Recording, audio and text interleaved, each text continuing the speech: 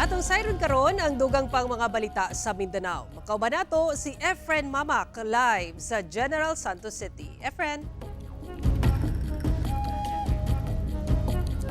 Salamat Sara. Anaa sa 5 ka mga balay ang naugdaw man miulbo ang nakong sunog sa Barangay Carmen sa Cagayan de Oro City. Ang danyo sa insidente dili moubos sa kapin 1.8 million pesos. Ano ang report ni Cyril Chavez. Paspas ang pagresponde sa kabumbiruhan. Lakip mga volunteer fire brigade. Human miulbo ang dakong sunog sa Zone 2 Vamenta Boulevard sa Barangay Carmen, Cagayan de Oro City. Pasado las 9, Miyerkules sa gabi sa drone shot sa usa ka netizen.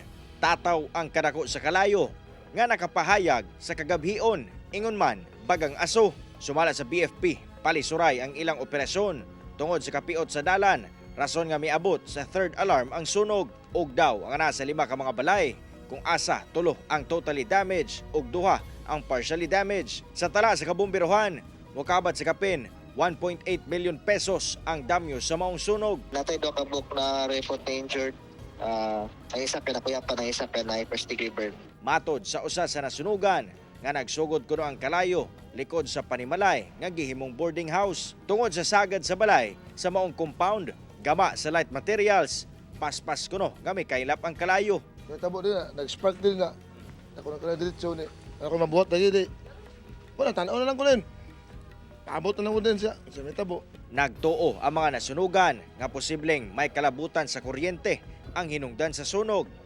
Apan, wala pa kini gikumpirma sa BFP. Tanan mga anggulo itong kinalantaw sir kay kanang ongoing pa yung investigation karon.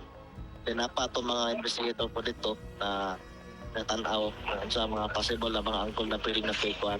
Padayon ang panawagan karon sa kabumbiruhan sa publiko nga magdoble amping subayo ng mga gabayan aron malikay sa disgrasya sama sa sunog. Kauban si Jaybert Pairat, Cyril Chavez.